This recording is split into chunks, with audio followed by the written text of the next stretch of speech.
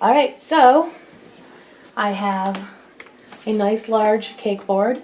You want the board to be a good size amount larger than your cake. At least a 12-inch cake board for your 8-inch cake.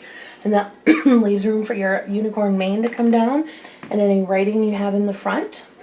I have my buttercream frosting that we just made and my 3 layers of 8-inch cake that I baked off yesterday and had wrapped nice and tightly in the refrigerator.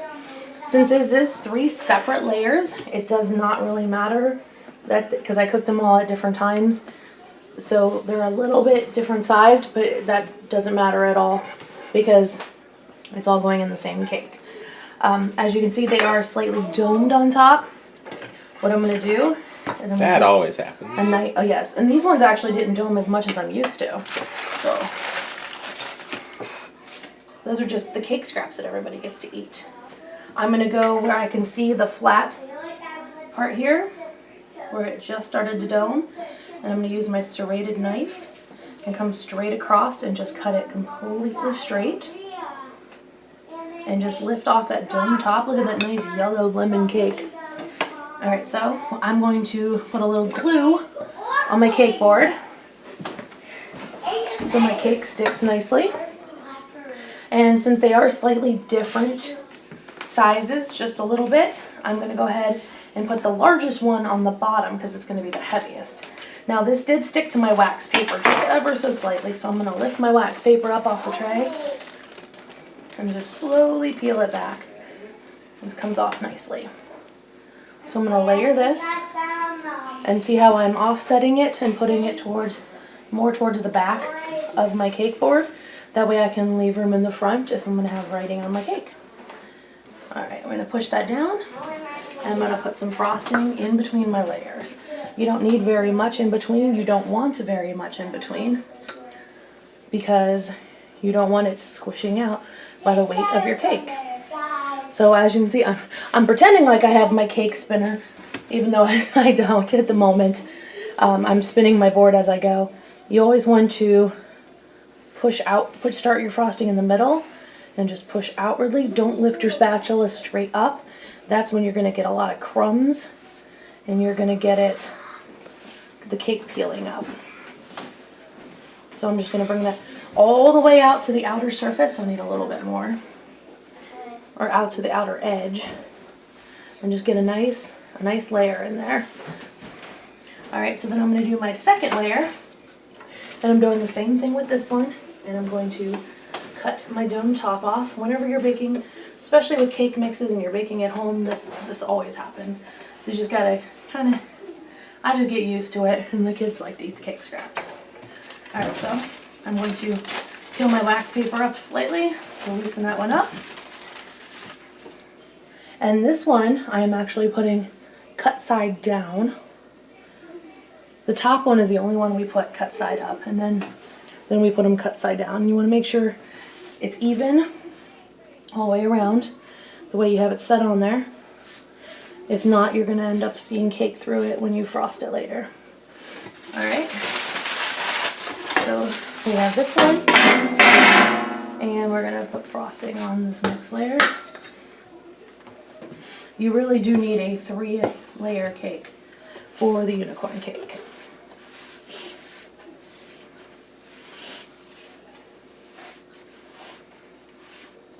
See how I have a nice fluid motion?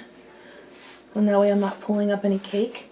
And by having the cut side down, that also helps make sure I don't get a bunch of cake crumbs in there as well. Alright, time for my last layer. It was my last layer I baked, so it's slightly shorter than the rest. Again, because I didn't have 3 separate 8-inch pans and I just kind of eyeballed it. Cutting off the top. Peel off my wax paper. And just make sure I have it set down and centered.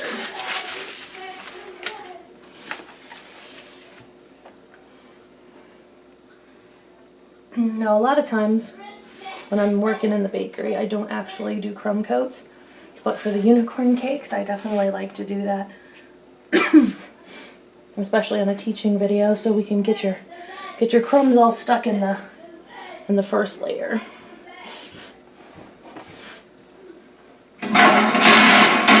look how nice and tall that cake looks. Alright, so to crumb coat, now you don't want to get crumbs in all of your icing, so you want to keep whatever icing you scrape off for your crumb coat on the edge here. And then what we do with that is we usually just stick it on our pieces, our cut off tops. Now, my icing is a nice consistency. If it wasn't a good consistency, I could have always added a little more powdered sugar or a little more liquid. Now I'm going to start with my top.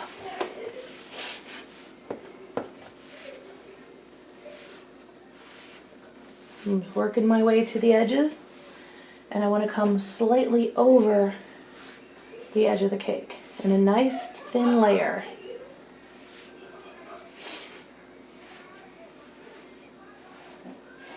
And you don't want to push too hard because you don't want to crush down your cake. Alright, and I'm going to get a spatula full, and I'm going to start on my side. Start with your spatula touching the board at the bottom. And see how I got crumbs on my spatula?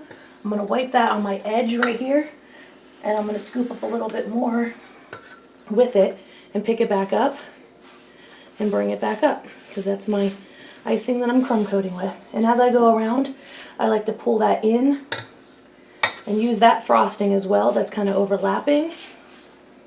That way I have less icing that I get crumbs in and I waste less.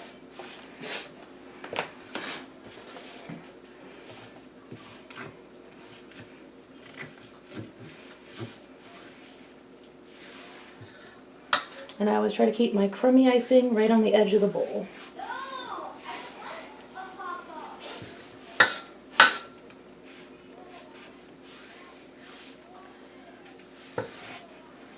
Another reason for crumb coating is because I'm not actually going to be completing the cake today. It's getting late, so we're gonna have to finish this the rest of the way tomorrow or the next day. But don't worry, it'll stay fresh. If you're making this for your own birthday, I'm sure you'd want to get it done a little quicker.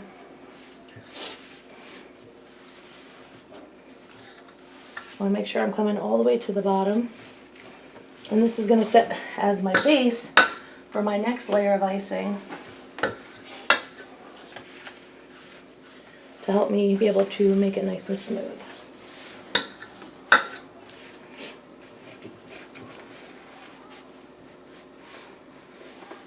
See, I've gone all the way around.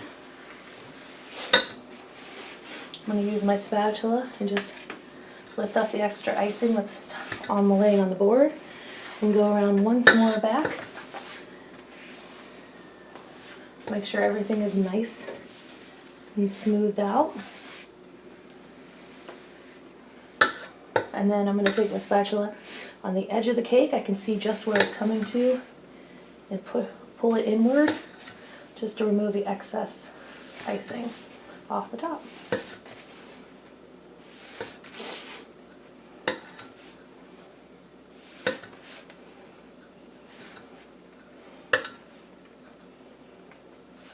And I can see my layers when I'm pushing it jiggle around just a little.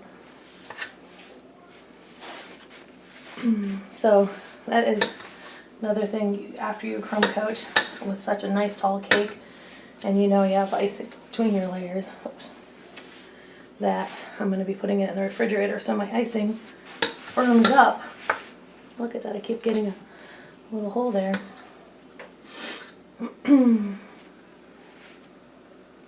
So I'm just going to leave that spot a little thicker. But my icing is going to, even if you're just doing this at home for the same time, I would recommend putting it in the refrigerator for at least probably an hour or two so the icing between your layers firms up enough that it's not going to jiggle around while you're frosting it. Alright, so now we got our crumb coat done and we're going to pop this in the refrigerator. Alright, we are continuing on with our winter unicorn cake. What I'm doing here is I have all of these items that I made last week, and I have some luster pearl dust. I have a silvery color. I'm going to go ahead and pour a little bit into my cup here. Now I'm actually going to luster dust my snowflakes without adding any liquid. I just want a little bit of a sheen to them. Just gives them a tiny bit of sparkle. You probably can't see that on camera, but this is a nice little sparkly dust. So I'm just gonna sparkle up my snowflakes lightly. I don't want to give them a silver look. I just want them to have a nice little sparkly look. So I'm just gonna pat that on dry. Now if I was at work at the bakery, I would take out our airbrush and I would spray these with some pearl spray and then dust on some silver glitter as well. The Luster Dust works as well. I do have an airbrush, I don't get it out and use it much, but this gives us such a cute little, nice little sheen to it. Well, there you go. That was my best snowflake and I just broke it into a million pieces. It's okay. They are fragile. Alright, so now I'm going to paint my horn. Make sure I got plenty of dust in here. And my horn is a gray color because I'm going for silver since I'm doing this winter themed. Normally you would, if you don't have access to any of these, you don't have to do any of this. Once you have your horn and your ears done, you can, if you're doing a regular unicorn cake. Alright, and back in. If you don't have access or you don't want to the extra expense of any of the luster dusts or glitter, you don't have to. You can make your horn just a golden yellow color to start with, and you don't need all the fancy stuff. Alright, what I'm going to do is I'm going to add some alcohol, drinking alcohol, to my luster dust. A lot of people use vodka. I actually have already used this for something in the past. So I'm just using a bottle of triple sec because that's what I've already used. I want to make sure I have plenty of luster dust in here. I probably made too much for my horn, but that's okay. I'm just going to paint it on my horn. It's going to make it all shiny and silvery.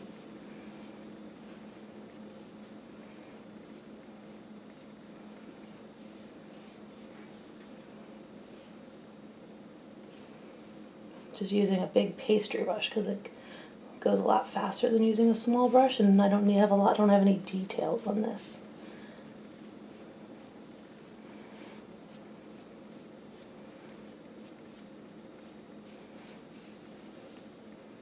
Gives a nice pretty silvery sheen and shine to that.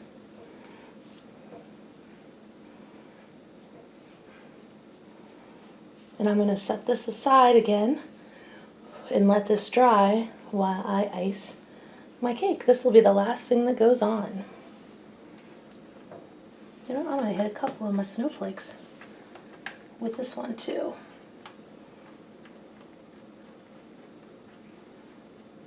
Just a few so I get a little differential in my snowflakes.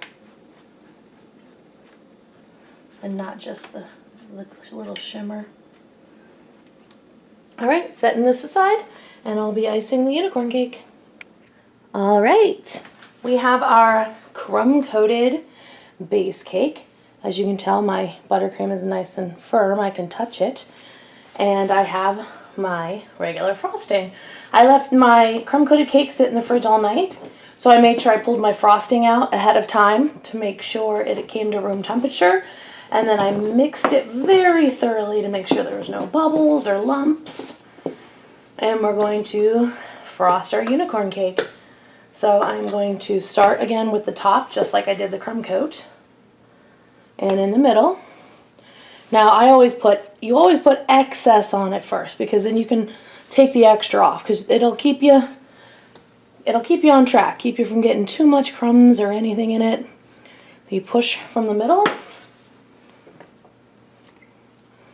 out to your edges and out over your edges. And you don't have to worry about smoothing the top. It's too great right now. You just want to have plenty on there, because when we wipe it later and smooth it out, we don't want to come down to the cake. So I'm going to just gently smooth out a little. Then I'm going to start on my sides. Starting at the bottom. And see, I don't move my spatula just straight off the cake. I go back and forth. So I start in a section, start at the bottom, gently pull up from a side angle when you need to add more frosting to your spatula, and then do the top of that section. And again, I'm using probably more frosting than I need, because once we smooth this out later, we're going to be taking off that excess frosting. And I don't want to see any cake through it.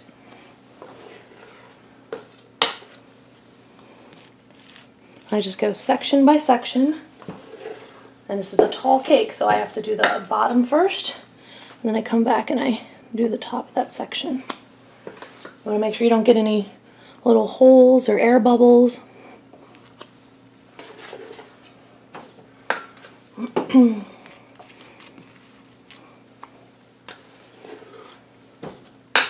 you always want to have plenty of frosting because you don't want to run out. So I definitely recommend the amount of frosting that we made for this. And as you can see, as we're icing this, the top is getting pushed up where we pushed it up over the lip, and that's what we want. So I'm going to go around.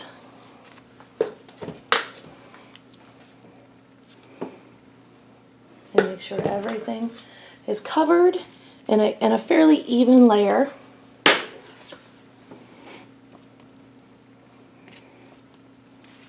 Without too many creases.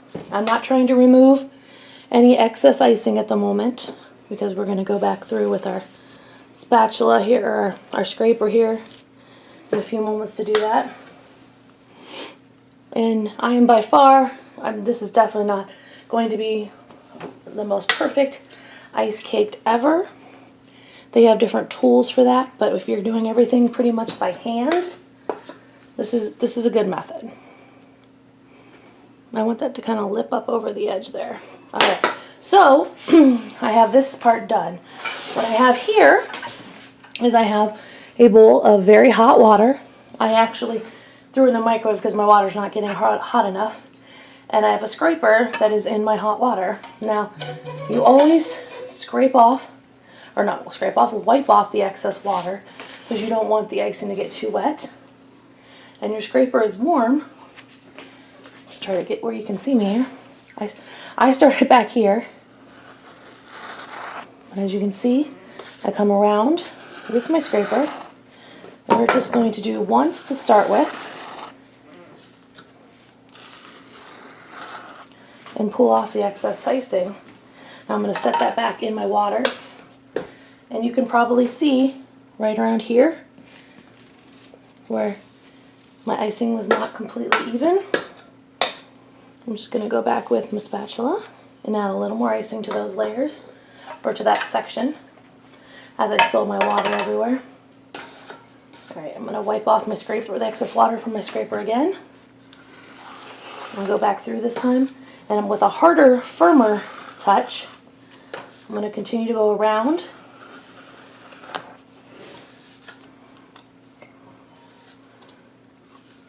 And smooth out the edge of my cake. My cake spindle is spinning around on the stove right now. Now there are very few little spots that I still need to fix. Sometimes you don't come across any of these, but I'm doing a lot slower so I can do it on video, so I think that's part of my problem. Alright, so I'm going to wipe off the water.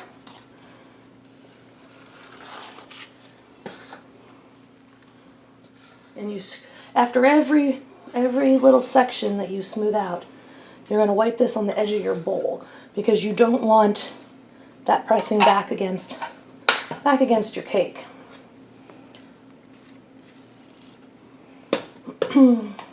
Now, this little section here is giving me trouble. A lot of times nobody would even notice that, but I notice it, so I'm gonna fix that up. Just a little piece there that's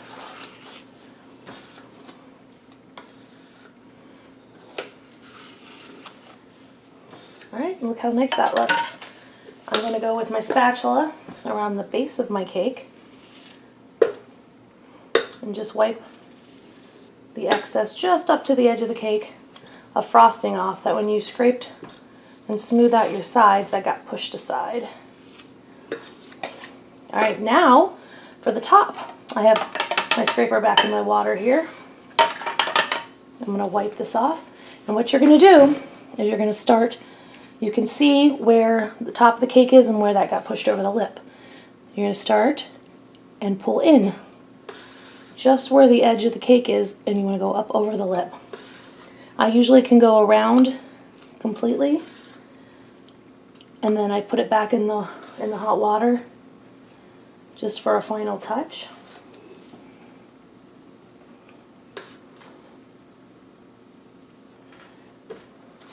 And you just go around, all the way around, and going towards the center with your scraper, or if you don't even have to use a scraper, you can just use one of the long icing spatulas for this whole part. I actually do like the scrapers. You can use a bench knife as well if you have a bench knife. So I stuck this back in the water for a second, warmed it back up, and I'm just going back over. And most of this will actually be covered by the mane anyways, so it doesn't have to be perfect on top.